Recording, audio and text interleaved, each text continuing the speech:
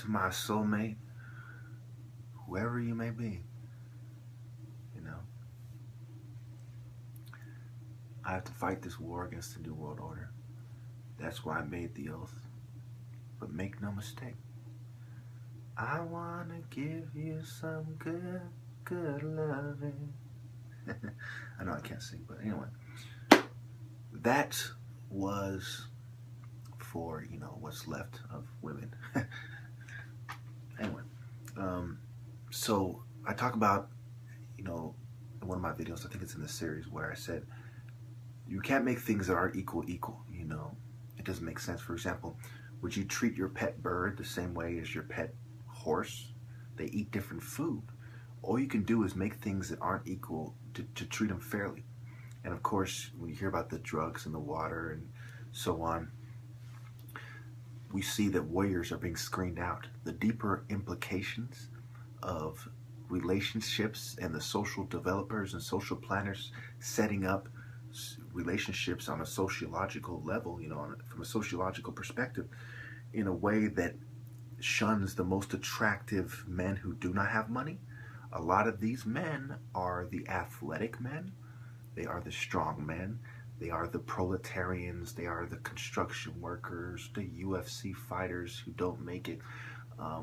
They are the athletes, the good-looking guys, you know, who are the most shunned, or excuse me, who have it the worst in, you know, the modern dating scene. I'm not saying every guy who is poor and unattractive has trouble getting pussy. I'm saying in the big picture, the group that has it the worst, when you compare it to what they naturally would have, or what you compare it to other economic systems, you know, the group that has it the worst in American society, American capitalistic, materialistic, modern society, is the attractive men who do not have money. Because the rich men obviously have no problem getting women, generally speaking. The attractive women who do not have money have no problem finding a date, because men are more driven to find women. So they just kick back and tons of men throw themselves at them. And, you know, but the attractive poor man, I know from experience, you know, doesn't have it like that. And this creates a scene for the unattractive women and the gays to prey on them. And this is key. Okay, this is not just something I'm disturbed by, though I am disturbed by it. It is key to what's going on here. Okay, because reproduction and psychiatry are connected inextricably. Okay, look at hypergamy, dating up. Now, in a society where women date up, attractive men are more likely to be depressed and to be put in eugenics, because depression is really you knowing something is wrong. If you're unattractive anyway, you kind of get used to it. But if you feel like you're being shunned, you're more depressed than unattractive people, you know, if you lose that hope. Okay, so there's a lot of good-looking guys who go to the psych ward because they know they deserve, or excuse me, they know they can get better. You know, a lot of people who are unattractive kind of make a joke out of it, and they kind of, you know, they kind of go by, you know, they kind of make it, you know, they kind of keep their head above the water, you know, mental health wise, you know, keep their mental health in order, if you will. Not always, you know, there's a lot of unattractive people in the psych ward as well. But the single group that has it the worst, and by a good bit, are the attractive men. Because what is an unattractive man really losing when he doesn't have money? You know, in nature, you know, where attraction plays a key role in this, you know, the attractive women aren't going to go after him anyway. You know, he's going to end up with unattractive women naturally. That will be the tendency, you know, not every time, generally speaking. Okay, so it's important I thoroughly explore that, because this is part of mental health. Intimacy needs are part of mental health, and they're part of your flow in life. And if you don't feel like they're being fulfilled, or you don't have some form of coping mechanism, philosophical, drinking, watching sports, you know, a teddy bear, I don't know, a pet, you know, you don't have some coping mechanism, you know, you will see attractive men who do not have money becoming depressed and being drugged unnecessarily. And so society is designed to shun them more than any other group, or, you know, as far as relatively, you know, they have the worst of it out of every group, and also to drug them. Oh, you know, it's not that the environment that we set up that did it to you. You must have a mental disorder, you know? And so this goes back to why I talk about white people so much, okay? I know there's white people who feel the same way I do. The problem is, and listen carefully, is that the society has set it up so you can't really trust them now, for the most part. Because there's so much controlled opposition, they benefit from it. I mean, how many people, you know, who come from the group of people that benefit the most, arguably, from the system and how it's set up, can you really trust? You know how many people that approach you from this group are really going to be sincere about hating the New World Order? And how many are just going to be controlled opposition who might resent the New World Order, but they hold it inside, you know? And, you know, and they might be allowed to express it in order to pretend to be true opposition, but really they're informing the New World Order. So a lot of times I get very angry. And a lot of times I think about the average white person who uses white social norms to give me a hard time, you know, or, no, I don't believe you because that's weird. And I see a lot of police officers doing it. One of the first things that comes to my head is police officers, you know. Police officers came here before, you know, saying, well, you must have OCD or you must have a mental disorder if you're upset, you know, taking this kind of white perspective. Because let's face it, that is a very white perspective. Because you think about what culture comes at it that way from that angle, you know.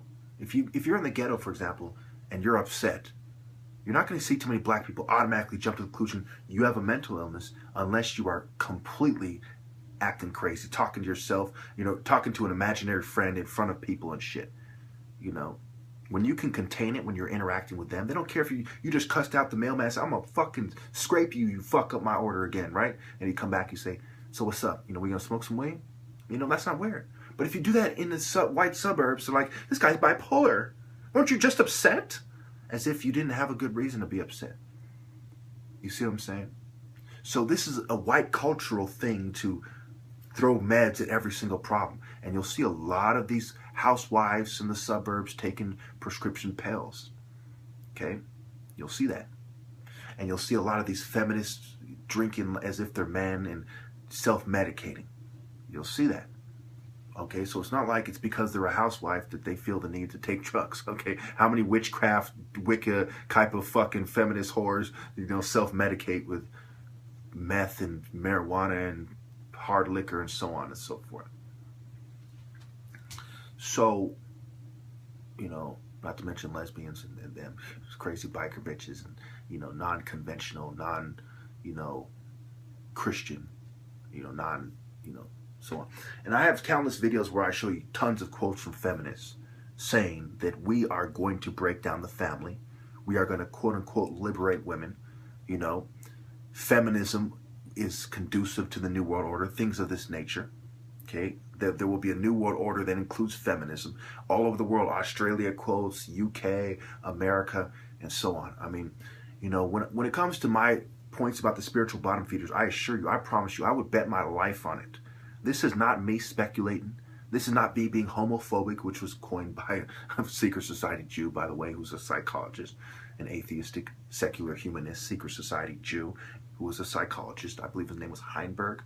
I'll correct it in the comments if I'm wrong. Okay, this is not just me throwing that out there. When you do the research, you see a bunch of whites and Jews in secret societies. And when you look at the professors and what they're teaching at schools and how feminism spread throughout college campuses, it's a powerful college movement. It has to do with the powerful psychological, you know, psychology-derived movement, powerful college movement, powerful movement that includes celebrities and so on and so forth. Okay? And this all goes back to psychiatry as well. Because once the social norm has been set by the psychologists and the social planners who collaborate and collude with the psychologists, then psychiatry drugs people until they assimilate properly. you know, we live in a feminist society. You can't say those things. We live in a pro-gay society. And instead of saying that, they'll say we live in a democracy, in a liberal democracy, in a Western democracy. And you can't have this, you can't say this hateful stuff. And we're going to have to drug you if you cannot refrain from this hate speech, you know, and things of this nature. And you see Christian groups labeled as hate groups and so on. And this goes back to psychiatry. And it's why it's a fraud, really. It is a fraud because it sells itself as helping people. You know, Ernst Rudin is the father of biological psychiatry. And then Franz Kallmann, who studied under Ernst Rudin, a Jew who came to America, an atheistic Jew, by his actions, you know, came up with the, you know, when manic depressive disorder, the genetic component to manic depressive disorder, and so on and so forth. He was the main pioneer of that, right? So when you look at this, absolutely it's Nazi science. Absolutely Nazis are an extreme version of the white occult. And the Zionist movement is perhaps an extreme version of the Jewish occult. So it's the Jew-white paradigm, the left-right paradigm. And of course, there are people who are under these philosophies, under heavy mind control, that do hate each other. There are skinheads that really hate Jews. There are Jews that really hate skinheads. Okay? But these movements are controlled. They are occult-derived, phony movements, you know, with people who really believe them, you know, fighting the cause, just like with ISIS. ISIS is a secret society-derived movement with real Muslims who really believe that's what they're supposed to do, blowing themselves up. Okay? And so on, you know. Well, let me wrap this up. I didn't really want to make this part that long. I just wanted to get that off my chest and to let you know that, yes, you know, they're extremists doing this. They're killing 500,000 people annually in Western countries alone. RT reported, mainstream media on record, they're killing 500,000 people every fucking year. You know, they can get a bunch of ninnies to try to argue the fucking science behind that. But how come no one's allowed to argue their, you know, no one's allowed to argue in the same manner the science, the quote-unquote science behind the methodology behind their clinical trials, but they can argue when somebody who has no reason in the world to lie, you know, exposes their fucking massacre, their pharmacost. I mean, it's a real horrible double standard. It is a sickening, repugnant, reprehensible double standard that should not be acceptable in a free and open society. Okay? If you're going to claim that America is a free and open society and democracy is synonymous with freedom and liberty, then the least you can do is behave in such a manner, you know, you elitists and you social developers, planners, and social controllers. But if you're going to have some kind of autocracy, some kind of totalitarian fucking dictatorship, then at least say that's what this is. You know, people like me, you know, if that's the case, we won't, you know, if everyone's cool with that, there's not much people like me can say, you know. I'm like, it's a totalitarian dictatorship. They're like, yes, we know. You know, that's what they teach us in school. We know. But when you're doing that, you know, and you have the secret government dictatorship and you're selling it as, you know, liberal democracy, and that is how you've defined liberal democracy, then know very well that I'm going to then attack liberal democracy. I'm going to attack secret governments. I'm going to attack. You know, and the more you take it to an extreme, you know, it's blowing up in your faces. Why did I make my top martial artist challenge? You know, which at one point I offered $6,000 to anyone who could beat me. Now it's back to $3,000. Okay, why did I make that challenge? Because of the reason I said in the first couple sentences. I'm the top martial artist in California. Now it's America, because I have everyone hiding, just like Revelation 6:15, I believe it was. And I'm being persecuted for my political views. Okay, your gang stalking, your covert harassment, your organized stalking, your covert drugging is the reason all you pussies have been put on super blast. You see how you took it to an extreme when I was simply spreading my views as we're supposed to be allowed to do in America, and then you took it to an extreme persecuting me, and then it blew up in your face as I stepped it up. You know, Psychiatry is a fraud. It's a deadly fraud. They run psych ops on people with chemists, pharmacologists, and psychologists, especially with the gang stalking groups. Thank you. To my soulmate, whoever you may be, you know, I have to fight this war against the New World Order. That's why I made the oath. But make no mistake, I want to give you some good loving. I know I can't sing, but anyway, you know, the modern dating scene. I'm not saying every guy who is poor and unattractive has trouble getting pussy. I'm saying in the big picture, the group that has it the worst, when you compare it to what they naturally would have, or what you compare it to other economic systems, you know, the group that has to make things that aren't equal to treat them fairly. And of course, when you hear about the drugs and the water and so on, we see that warriors are being screened out. The deeper implications of relationships and the social developers and social planners setting up relationships on a sociological level, you know, from a sociological perspective, in a way that was for, you know, what's left of women. Anyway, so I talk about, you know, in one of my videos, I think it's in the series, where I said, you can't make things that aren't equal, you know. It doesn't make sense. For example, would you treat your pet bird the same way as your pet horse? They eat different food. All you can do is shun the most attractive men who do not have money. A lot of these men are the athletic men. They are the strong men. They are the proletarians. They are the construction workers, the UFC fighters who don't make it.